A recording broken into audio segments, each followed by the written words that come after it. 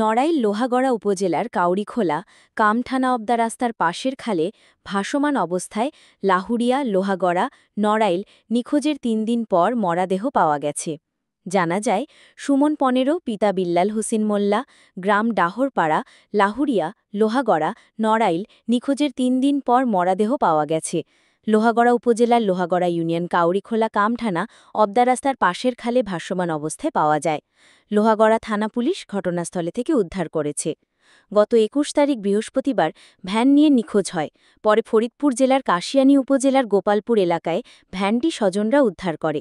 কে বা কারা এই ঘটনায় জড়িত পুলিশ এখনও নিশ্চিত করতে পারে নাই।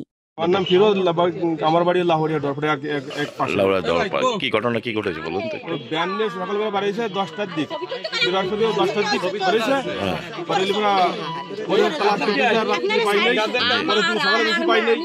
তারপরের দিন ভ্যান পাইছে, ভ্যানটা পাইছে হলো তিনছড়া গোপালপুর। জি, গোপালপুর না, ওটা হলো গোপালগঞ্জের ভিতরে।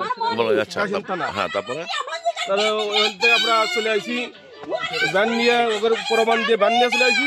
জি, কিন্তু রাস পাইনি, রাস পাইলাম আজকে দেখলাম যে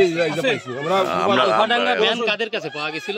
ভ্যান পাশে এটা বাজার সাইডে মসজিদ, মসজিদের সাইডে কাশিয়ানী থানা, মসজিদের সামনে ও তালা দিয়ে আসলো ভ্যানটা, মানে না পাবলিকই ডাকছে, পাবলিকের দেখে আমাদের নাম্বার ছিল ভ্যানে, ওই নাম্বার দিয়ে ফোন দেয়, ফোন দিলে আমরা ওখানে যাই, যাই ভ্যানটা সংগ্রহ করে নিলাম। কিভাবে হারাইছিল একটু বলেন তো? গত বৃহস্পতিবার আমাদের ভাতিজা মোহাম্মদ সুমন মোল্লা ভ্যান চালার উদ্দেশ্য করে লাহুরিয়া বাজারের উদ্দেশ্যে আসে। কে বা কারা কুশোর কিনার নাম করে ওরে ঘাটে উদ্দেশ্য করে নিয়ে আসে। তো তারপরে সন্ধ্যা হয়ে গেছে, আমরা সন্ধ্যা পর্যন্ত অপেক্ষায় ছিলাম, হয়তো বাসায় আসবে, দুপুরে খাতে আসনি। পর্যায়ে ও যখন বাসায় না যায় তখন আমরা একটু খোঁজাখুঁজি করি। লোহাগড়া থানায় আমাদের লাহুরিয়া তদন্ত কেন্দ্রের যে আইসি স্যার আছে, ওনার পরামর্শ নিয়ে আমরা লোহাগড়া থানায় একটা তদন্ত করি নিখোঁজের। হ্যাঁ, গত বৃহস্পতিবারে সন্ধ্যার পর থেকে আসছে ওর ফোন সুইচ অফ। তারপর থেকে আমরা বিভিন্ন জায়গায় কাশিয়ানী, আমাদের পার্শ্ববর্তী উপজেলা কাশিয়ানীতে আমরা যাই, কাশিয়ানী থানায় যাই, ওই ব্যাপারে আমরা অবগত করি প্রশাসনের লোকদের। ওই ছেলেটা সুমন যে পেশায় একজন ভ্যান চালক, বয়স কেমন ছিল? ওর আনুমানিক বয়স হবে 13 থেকে 14 বছর। ওর ভ্যানটা পাওয়া গেছে, একজন প্রতিবন্ধী বললেই চলে, মোহাম্মদ বিল্লাল শেখ, হ্যাঁ, লাহুরিয়া ডহরপাড়া বাসা। তো এরপরে আজকে আপনারা কিভাবে খবর পেলেন এখানে?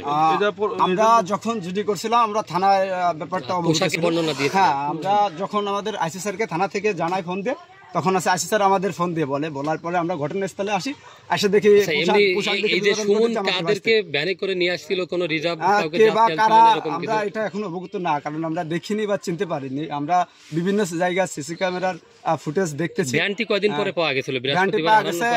গত শুক্রবারের দিন, অর্থাৎ বৃহস্পতিবারে হারালো, শুক্রবারে, হ্যাঁ, শুক্রবারে ওই ভ্যানটা আছে লিসিয়ানা ছিল। ওই কয়টার দিকে ভ্যান পেলেন আপনারা? আনুমানিক 10:30টার দিকে একটা ফোন আসে আমাদের ফোনে। আসার পরে আমরা ঘটনাস্থলে যাই, যার পরে দেখি যে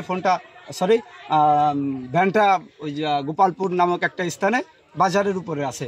পরে আমরা ওই জায়গায় ঘটনাস্থলে, কাশিয়ানী উপজেলা গোপালপুর রাজপুর, খুব সম্ভবত পুলিশ তদন্ত কেন্দ্রের নিয়ন্ত্রণে ওটা। তো এক পর্যায়ে যায় আমরা ঘটনাস্থলে যাই প্রশাসনের সাহায্য নিয়ে এবং ওই জায়গায় স্থানীয় লোকজনের সাহায্য নিয়ে আমরা ভ্যানটা উদ্ধার করতে সক্ষম হই।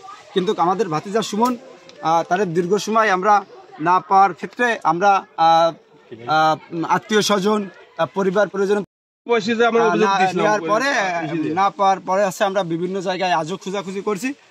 আমাদের আসরের পরে আছে আমাদের ফোনে একটা ফোন আসে, আমরা ঘটনাস্থলে এসে দেখি যে হ্যাঁ, বা বিবরণ দেখে আমরা চিনতে পেরেছি, শনাক্ত করছি। হ্যাঁ, ধন্যবাদ। এটা সুমন, জি।